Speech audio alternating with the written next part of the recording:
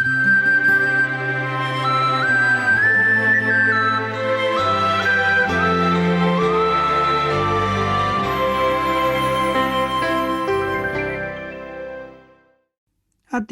4 में मुदा एहि अध्याय में एहि बातक ऊपर विशेष रूप में जोर देवल गेल छै कि प्रभु यीशु मसीह जहन एहि संसार में आबि गेलखिन तहन देखियो डॉक्टर लूक हुनक मनुखत्व के एहि अध्याय में प्रदर्शित करैत छथि, अर्थात हुनका शैतान बड़ परीक्षा लेलखिन जाहिसँ ओ खसि पड़ैक।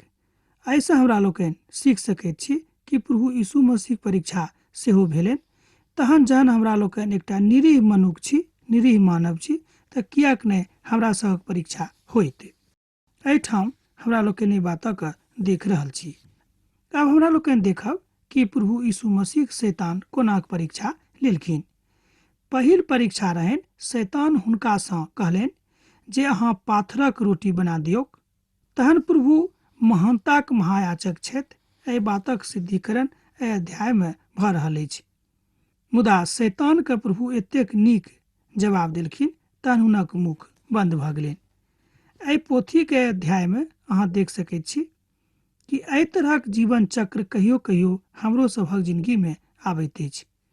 कहियो कहियो हमरो लोकनि भटक सकैत छी, प्रभु के विश्वास में कमजोर पड़ि सकैत छी। तहन कलीसिया के अगुआ की काज अछि कि अपन भाई के, अपन बहिन के एहि बातक लेल सांत्वना दियौक कि सब केओ अहाँके बिसरा देत तऽ बिसरा देत, मुदा प्रभु यीशु मसीह कहियो अहाँके नहि बिसरौता, किएक तो सदिखन अहाँके दिस अपन नजर राखैत छथि। हमर भाई बहिन, जहन अहाँके नजर प्रभुक दिस अछि तऽ अहाँ एहि बातक नहि बुझियौ कि प्रभुक नजर अहाँके दिस नहि अछि। मसीहक जनभाव एहि बातक सत्यापन बड़ जरूरी अछि जे हमरा लोकनि जहन मसीह के थिकौं हैं तहन शैतानक परीक्षा में हमरा लोकनि पढ़ि सकैत छी। अर्थात शैतान हमरा सभक जिंदगी में परीक्षा आनि कऽ हमरा सबके कमजोर बना सकैत छथि। अर्थात प्रभु यीशु मसीह अपन सेवकाई अपन गृह नगरसँ आरंभ कयलथि, जतऽ हुनक विरोध भऽ गेलनि और ओ एहिठाम यशायाह के पोथी में जे भविष्यवाणी कयल गेल छै से पूरा भेलिक। यशायाह पोथी तकर 61 अध्याय 1-2 पद में एहि बातक भविष्यवाणी होइत अछि कि हुनका अपना लोग नहीं मानलखिन, हुनका ठुकरा देलखिन, हुनक आदर नहीं करलखिन। अर्थात लिखल गेल छै कि भविष्य वक्ता का आदर हुनक गाम पर नहीं हेतैक। प्रभु यीशु के परीक्षा के विषय में हमरा लोकनि विशेष रूपे आउ देखी।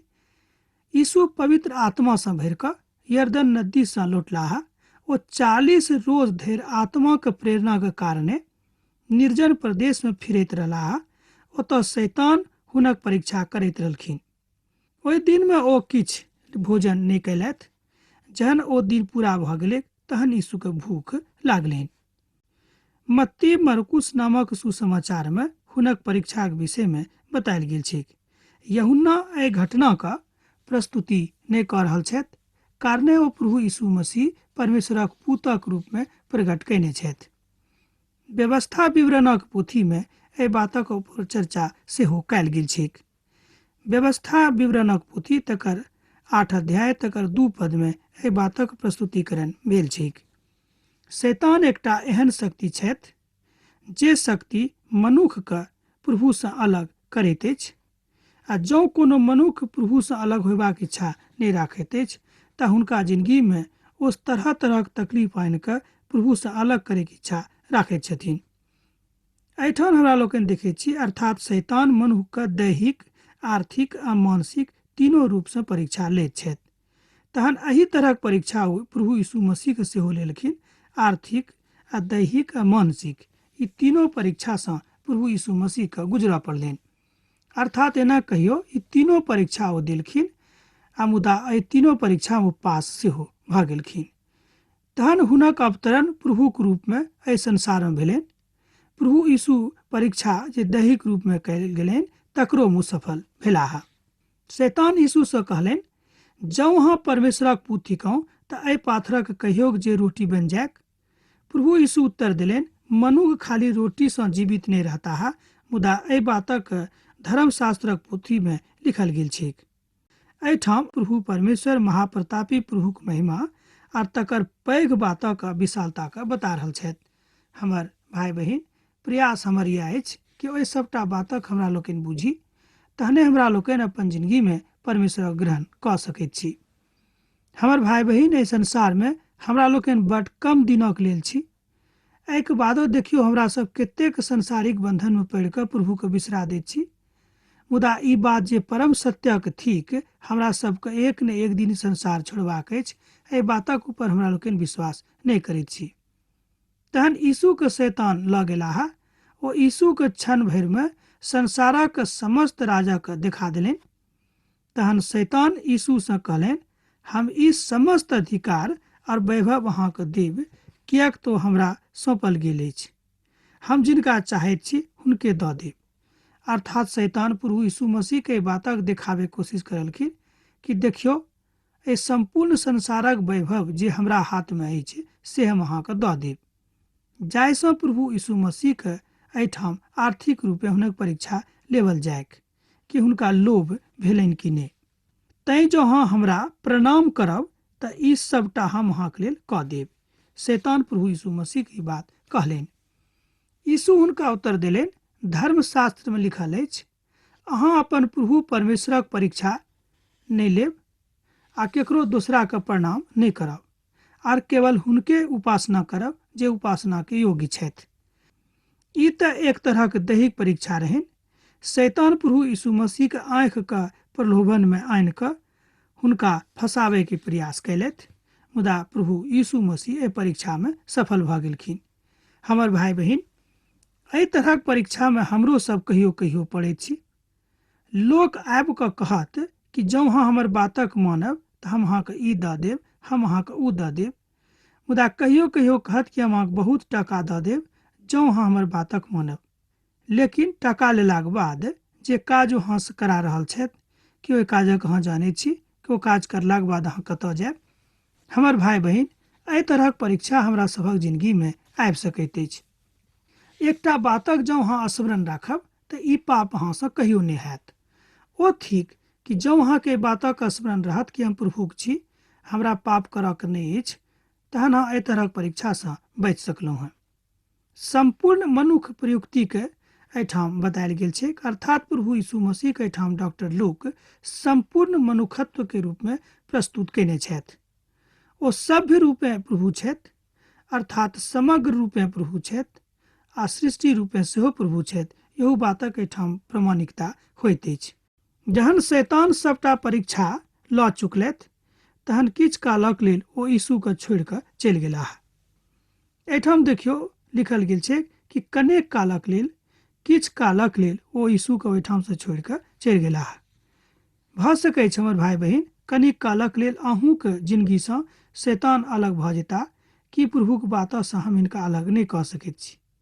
मुदा भऽ सकै छै कि कनिक कालक बाद, साल दू सालक बाद, महीना दू महीनाके बाद भऽ सकै छै कि अहूँके मन परिवर्तन भऽ जायत आ अहूँ प्रभुके काजमे रुचि लेनाइ बंद कऽ देबैक। डॉक्टर लूक यीशुके अपन महान बातक बतावल जतेक रहनि ओहि सबटाक हमरा सभक लेल बतौने छथि। मत्तीक रचल सुसमाचारमे यीशुके मूल अब्राहमसँ अछि, जे यहूदी जातिक मूल पिता रहथि। मुदा लूका जे संभवतः नया नेमक एकमात्र एहन मनुख छथि वा एहन लेखक छथि जे अन्य जातिक लेखक छथि, ओ एहि तरहक ऊपर चलैत छथि जे यीशुके सुसमाचार संपूर्ण मनुष्य जातिक लेल अछि, मात्र यहूदीक लेल नहि अछि आ नहि ओ कोनो खास देशक लेल अछि।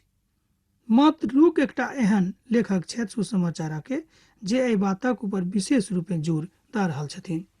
तैँ लूकाक रचल सुसमाचारके बड्ड ऐतिहासिक, प्रमाणिक और वैज्ञानिक बताओल गेल छै। अपने गाम पर यीशुके निरादर भेलनि सेहो हमरा लोकनि देखब। ई बात सुनतैये आराधनालयमे बैसल सब केओ क्रोधसँ भरि गेलाह। ओ उठाबैके और प्रभुके यीशुके नगरसँ बाहर निकालैके लऽ गेलाह। हुनक नगरी पहाड़क ऊपर बसल रहैक। ओ यीशुके ओहि चोटी पर लऽ जाकऽ सोचलखिन कि एहिठामसँ हिनका हम खसा दियैक। मुदा यीशु हुनका मध्यसँ निकलि कऽ चलि गेलाह। अर्थात प्रभु यीशु मसीहके अखन संसारसँ जायके काल नहि भेल रहनि, तैँ कोनो मनुख हुनका किछु नहि बिगाड़ सकलखिन। कियाक तऽ प्रभु यीशु मसीह जन्म एहि द्वारा भेले रहन को मनुष्य जातिक लेल अपन प्राण देत, अपन सोनित के बहावैत। मुदा ओ काल अखन धरि नहि आयल रहै। अखन ओ एहि बातक लेल छथि कि प्रभुक सुसमाचार अर्थात पिताक विषय में हम सबके बता दियन। डॉक्टर लूक अपन पोथी में यहूदी के प्रति बहुत कठिन शब्दक प्रयोग कर रहल छथि, कियाक तऽ प्रभु यीशु के ओ शुद्ध आ एना कहियो अभिषिक्त मनुखक रूप में प्रस्तुत केने छथिन। आ फेर यीशु गलील प्रदेशक कफरनहूम नगरी में गेलाह। ओ शब्दक दिन लोक का उपदेश दैत रहत, जकर हमरा लोग अध्ययन कर रहल छी। प्रभु यीशु मसीह के ठाम महिमा के डॉक्टर लूक एकटा संपूर्ण मनुखक रूप में प्रस्तुत केने छथि। अर्थात हमरा लोग ए बातक बुझि सकैत छी कि प्रभु यीशु मसीह संपूर्ण मनुष्य जाति के लेल एहि संसार में आयल रहथि। कोनो खास देशक लेल ने, कोनो खास जाति के लेल ने, आ कोनो खास भाषा भाषी के लेल सेहो ने। तैं देखियो कि आजुक दिन में समस्त संसार में परमेश्वरक वचनक अध्ययन सब तरहक भाषा में भऽ रहल अछि। तैं देखियो हमरा लोकनि आजुक दिन हमरा सब अपने भाषा में परमेश्वरक वचनक सीख रहल छी। लोक सब हुनका सँ डराइत रहथि, कारणे ओ अपन अपन पिताक बातक अधिकारक नहि मानैत रहथिन। आजुक दिन एहि तरहक लोकक कमी नहि अछि। कहियो कहियो हमरा लोकनि देखैत छी कि जे केओ परमेश्वरक बातक मानैत छथि, लोक हुनका बुड़बक कहैत छनि आ कहैत छनि कि मनुष्य पागल भऽ गेल अछि। अर्थात हुनका तरह तरहक प्रताड़ना, मानसिक प्रताड़ना दैत छथि। ओ आराधनालय में एकटा दुष्ट आत्मा सँ जकड़ल लोकक बचाबैत छथि। यीशु ओहि आत्मा के कहथिन, यौ मनुख, अहाँ किया एहिठाम आबि कऽ बैसल छी? एहि तरहक बात हमरा ओहिठाम देखैत छी। यीशु ओहि आत्मा के कहलनि, एहि मनुख में से निकलि जो। और आत्मा ओहि मनुख के छोड़ि कऽ कतहु चलि गेलाह।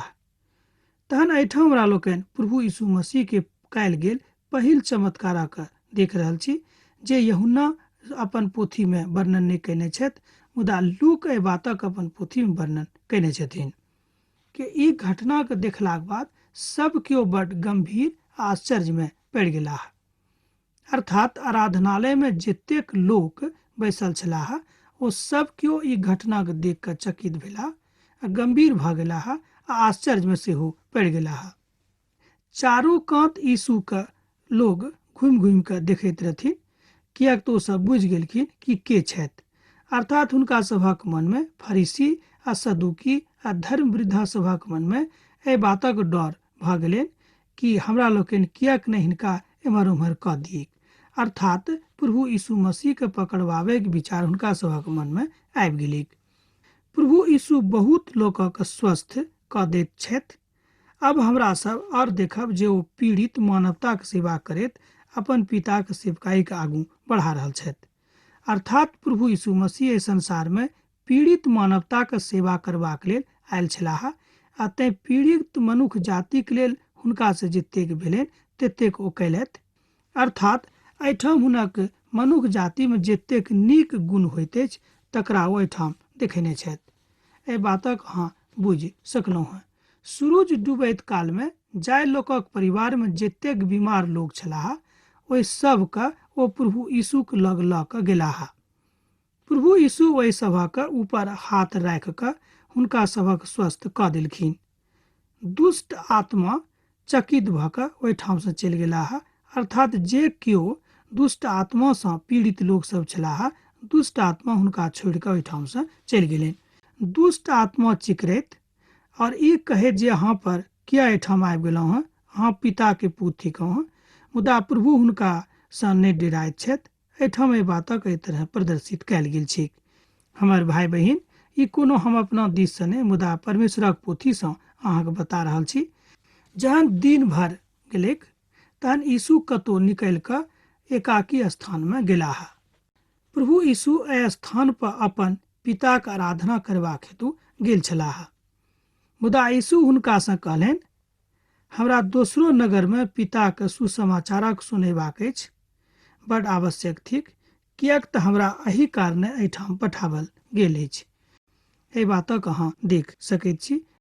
एहि तरह यीशु गलीलक आराधनालय में प्रचार करैत रहथि। प्रभु यीशु मसीह बड नेही, बड स्नेही, बड प्रेमी छथि। ओ अहाँसँ खूब प्रेम राखैत छथि। एहि बातक हम बेर बेर एहि द्वारा कहैत छी कि प्रभु अहाँसँ प्रेम करैत छथि, किएक तऽ अहूँ प्रभुसँ प्रेम करनाइ आरम्भ कऽ दियौक। आरम्भेसँ अर्थात भिनसरेसँ, कि जहन अहाँ भिनसरमे उठि कऽ आराधना कऽ रहल छी, प्रार्थना कऽ रहल छी, तऽ अपन जिन्दगीके आरम्भ जँ अहाँ प्रार्थनाके साथ शुरू कऽ रहल छी भिनसरमे, तऽ एहिसँ नीक आर दोसर कोनो बात नहि अछि। कलीसियाके अगुआके एहि बातक ज्ञान आवश्यक देबाक चाही कि जे केओ प्रभुक संगे छथि, अर्थात प्रभु यीशु मसीहके संगे रहैत छथि, ओ आराधनाके साथ, प्रार्थनाके साथ जँ अपन जिन्दगीके आरम्भ रोज भिनसरमे करैत छथिन, तऽ हुनकासँ बढ़ि कऽ आ दोसर केओ नहि छथि। एहि बातक ज्ञान प्रभुक सेवकाईमे रहि कऽ अहाँ सीख सकलहुँ हेँ। विशेष रूपमे जे सेवकाईमे लोग लागल छथि, हुनका लेल ई बात बड्ड सत्यक छैक। अहाँ एक दोसर गोटेके भार उठाउ और एहि तरह मसीहक व्यवस्थाके अपना जिन्दगीमे पूरा करू। हमर भाई बहिन, आजुक अध्ययन अब हमरा अहाँ एहिठाम समाप्त करबाक आज्ञा दिअ। प्रभुक इच्छा हैत, कृपा हैत तऽ दोसर दिन फेर अहाँसँ भेंट करब। हाँ, पाती लिखनाइ नहि बिसरायब। प्रभु यीशु मसीहके नेह अहाँके जिन्दगीमे सदिखन बनल रहैक। आमीन।